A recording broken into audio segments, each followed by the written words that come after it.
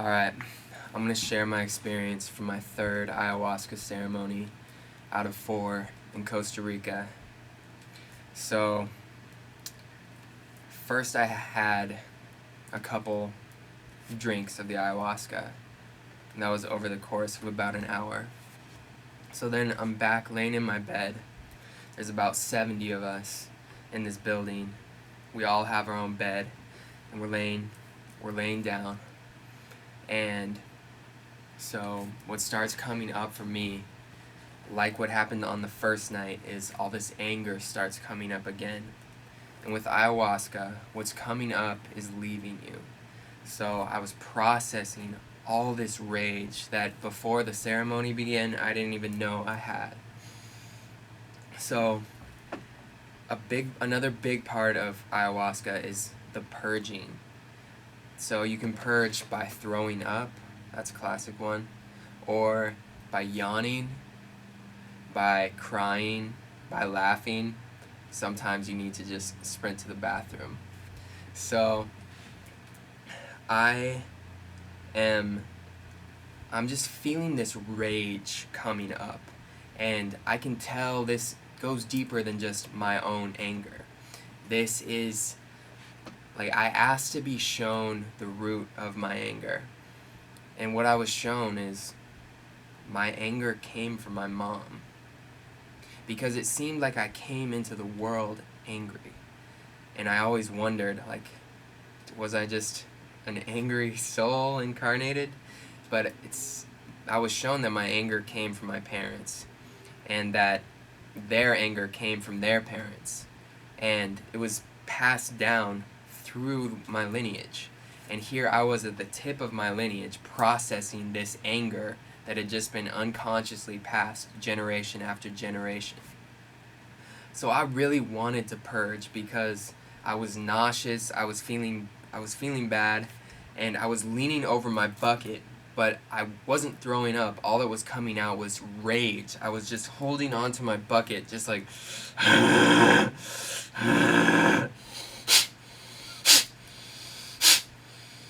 and so I was pretty much purging my anger into the bucket.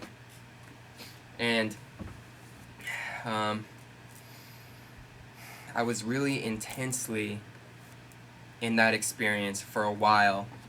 Then when I seemed to have processed a good amount of it, I laid back down, and after a little bit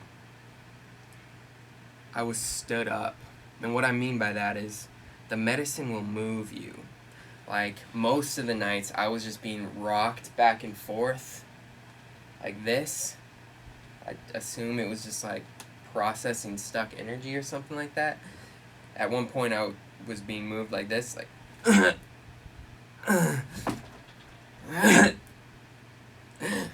and it was kind of just like a factory, just like cleaning me out.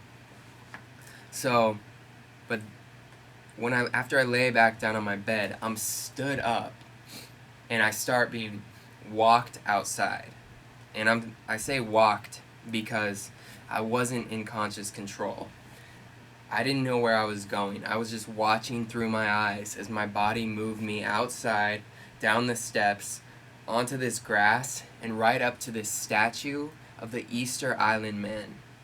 I didn't even know this guy was there. The medicine walks me right up to this sacred statue, and I just got the impression, like, confess, speak to this man. So, in that moment, I viewed this Easter Island Man. It's the long face with hollow eyes. I just saw this as the Divine Father, and I was just confessing my humanity to this guy. I was confessing my anger, my shame, and just letting it all come to the surface. And like, I was yelling, I was screaming, I was enraged, and finally that broke down into the sadness underneath and the helplessness. The feeling of I'm incarnated in this random place in the universe, looking out of this gigantic, not only world, but starry sky above me, feeling like, where am I? What is going on? And I'm freaked out. And that was totally under the surface for me and probably everybody, but it's not conscious, because we don't really think really big like that most of the time. So I was speaking to him, and he didn't respond, but he was just there and all-knowing, all-understanding, just kind of absorbing everything I was saying. And I just got the impression that I was loved, accepted. He was all compassionate. As I just kind of got myself together, I processed it with his help. And then I was kind of just like rocking around and deep in my rage when this shaman lady comes up to me. I turn around, I see her, and I'm like, yes, please come to me right now. And so she comes up, and they look really cool because they're always like smoking what looks like cigars and blowing the smoke on people. And so she came up and she's like, and she's like, she grabs my hand and does something, and it feels like she's breathing new life into me. And then she touches her hand on my third eye and like on the eye in my hand. And then she tells me, don't be consumed by your anger. You got to learn to make friends with your anger. And I was like, okay. And then she left. And message received, like the messages, the lessons we received from the shamans and in the workshops were profound. It was really fundamentals of living. So she leaves. I turn around to the statue. I say thank you, because I pretty much received my lesson, and then I knew I needed to learn how to make friends with my anger. So at this point, the most wild thing of the night, of my whole experience happens, and I'm wobbling around, and then all of a sudden I start spinning around. I start being spun. I'm not doing this consciously. This part truly felt like I was possessed. I'm spinning around in a circle, and I'm going faster and faster, and my mind's like, okay, if I don't take control, I don't think I'm going to stop spinning. So I like wrench back control, and I'm like, kind of like, fuck off at this point. Like, I'm taking control back, and stop messing with me like that. And then I like walk over, and a few people come up to me and like give me some love and support, which was super needed in that moment because I was a bit freaked out.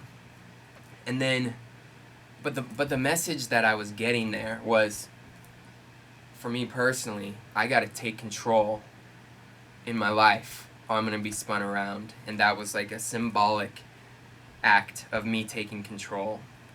But then those people leave, and I start being walked, taken on this journey like around the campus. So I'm just being walked along the sidewalk, and I keep taking back control because I was told, like, don't let it completely control you. So I'm walking around this campus, and if I just relax, then I walk. But I kept taking back control. I'd be like, ugh, and stop moving. And I'd be like, okay, I'm in control. Now what? And then I'd relax, and I'd keep moving. And I was still like really in my anger, and I was like, where are you taking me? And then I'd relax and keep walking. And I made it really far out to this parking lot. And I look around, and I see like this group of 3 people and a shaman looking concerned and coming to me like, come back. And I'm like, yeah, okay, let's go. So the shaman gets me, and she guides me back, which was nice because I didn't know where I was going. And so I'm taken back, and then I'm just seeing all these people like going through it. It was a crazy part of the night. People were just having intense experiences, and so I'm back with the group, and I'm standing by this young shaman guy about my age, and he's like, "How are you doing, man?" And I'm like, "I'm possessed, you know?" And he's like, "Yeah, man, I hear you." He's like, "Look, this is a coming of age ceremony. In indigenous cultures, this signifies the transition, the true transition from childhood to adulthood, from, becoming from a boy to a man, that sort of thing." And he's like, "This is when you connect with your divinity, and you're going to go out." He said something like that. But anyways, that really resonated with me, like this coming of age ceremony thing. Because I never had like a real official coming of age. So I went back to my bed, and he even told me, like, "Look, you're becoming a leader now." And he's like, "Help me get the people back inside, because it's getting wild out here." So as I went back in, I was like, "Come on, guys." And then I go back and I lay in my bed, and that coming of age started really expanding for me, and I just saw how true that was for me, and that I am really ready for the next stage. So that was awesome. Then there's like all this tribal music going on in the main room, and some people are going to check it out. So I went there, I'm lying down, and at this point I had like my most profound part of the experience. And at this point I really went and connected with my higher self, and I was shown how our universe is like one being, and it's learning, evolving, and growing. And like us being afraid of each other, us humanity being angry, it's because being angry and protective and all that stuff that's created war and suffering, it's because of the illusion of separation. I was shown the illusion of separation, how we think we're separate from each other. We think we're like randomly on some planet in the universe. But when the truth of it is, we are a fundamental part of the universe. We're part of the universe just like any and everything else. And that kind of clicks for me as to how we're all one. I think it's more than just humanity is one. It's like the universe. We're one with the universe. So I saw this, and then I started seeing how, just like I was processing my anger, I was transcending my anger. And I was seeing how the next stage for humanity is for us as a collective to transcend our anger and our suffering and live in love and thriving. And now it's the time for us to make that transcending and spread peace. It's time for us to become a global community.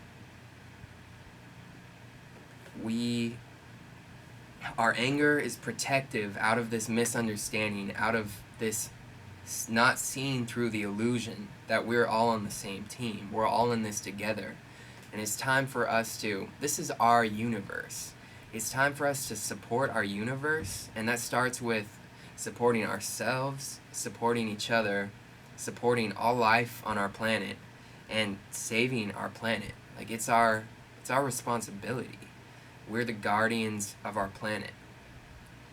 And I just saw how I saw grids of peace being spread.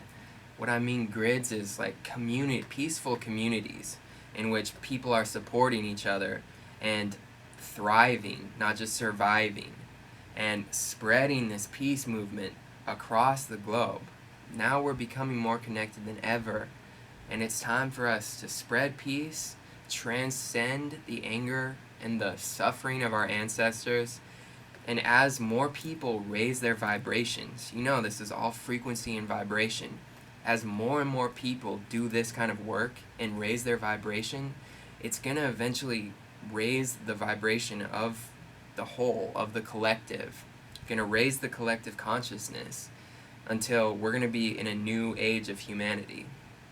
So I understood how some spiritual people talk about the coming of a new age and all that. Before, I had no clue, but now I can see what they mean. Like, once enough people raise their vibration, we're gonna move into a beautiful new age. So that was awesome. I was so thankful for being shown that, and it really gave me clarity in my purpose.